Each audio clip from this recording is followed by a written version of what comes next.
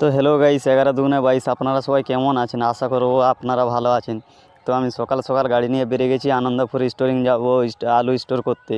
তো এই হচ্ছে আমাদের জঙ্গলমহলের রাস্তা, আর এটা হচ্ছে চাঁদড়া থেকে যাবে প্রায় কলসিভাঙার থেকে চলে যাব দহগড়মাল হয়ে বাগমারি হয়ে বেরিয়ে যাব আমি চ্যাংসল হয়ে একদম গোবরুতে গিয়ে আর মেন রোড। ফাইনালি গাইস আমি আনন্দপুর স্টোর চলে এসেছি, আর এই হচ্ছে স্টোরেতে আলু প্রায় স্টক হয়ে আছে নিচে, একটু কোনো জায়গা নেই।